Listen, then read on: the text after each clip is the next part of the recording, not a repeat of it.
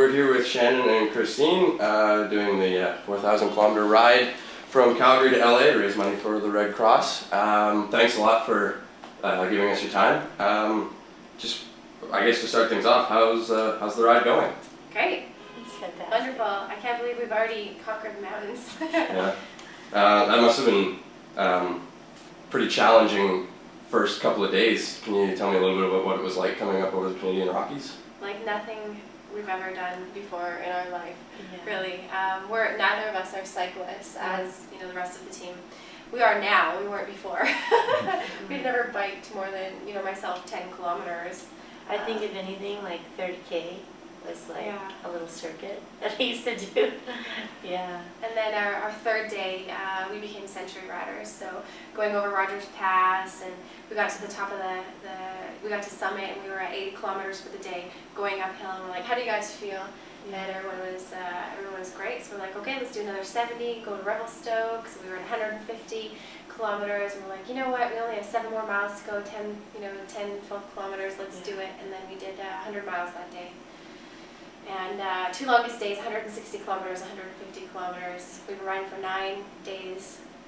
Wow, that's pretty impressive. How much cycling experience did you guys have going into this? You said you wouldn't have called yourself cyclists, but like how much riding have you done?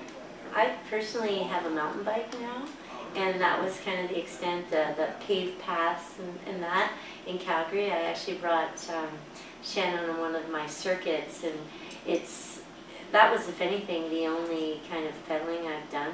Nothing like hardcore, but yeah, that's pretty much it.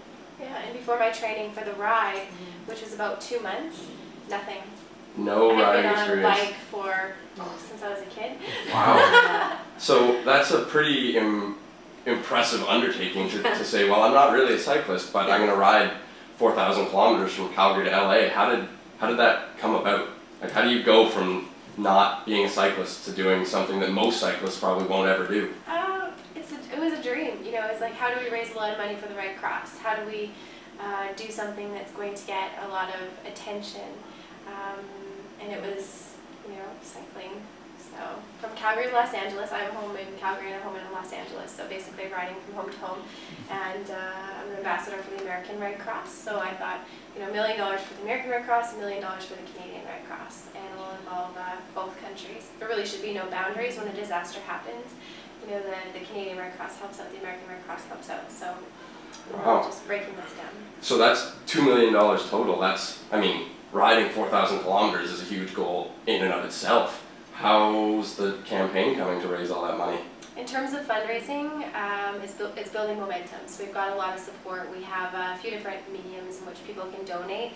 They can go to Ride4Red.com and donate on the website. They can also text FIVE for $5 and TEN for $10 to 20222. And they can text up to 6 times to donate. So they can do that in Canada and the US, as well as mail-in donations. So, or donate on the on the route, Canadian American, anywhere country, right? But we've got a lot of support, a lot of sponsors that have really helped us out in certain ways as well. And I think the beauty of cycling is something that people get into the meditative state of, like, really it pushes your limits, and this whole journey has been not only about personal growth and personal kind of evolution and development, but it's also really bonded us as a team.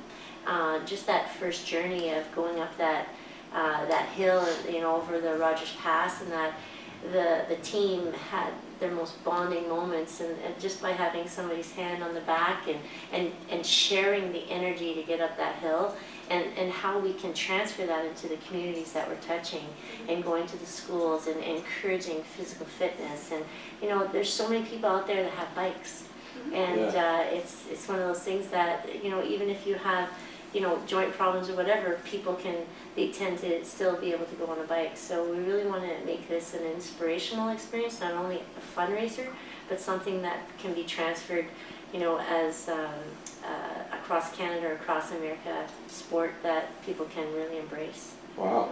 So I guess, like you said, you guys weren't cyclists before, wouldn't have called yourself that Is it fair to say you're cyclists now? Yeah. I think so. I would We're say, century riders. yeah. You're not only cyclists, but century riders. That's Yes. incredibly commendable.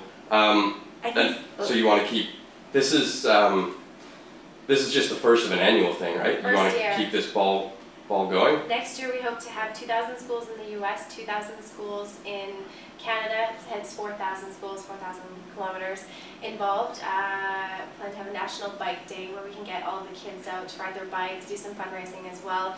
The last school that we visited in Vancouver, all of the kids came out and rode their bikes with us. They all wore red, and it was just awesome. amazing. Yeah, So, very, very yeah, a yeah. big fan. Every year we'll grow it, and this is the foundation for something that's going to be the largest thing in Canada and the largest thing in the US in terms of fundraising for the Red Cross, but also showing people that cycling is cool, it's fun, and to get kids involved in that, as well as physical fitness and awareness on what the Red Cross does.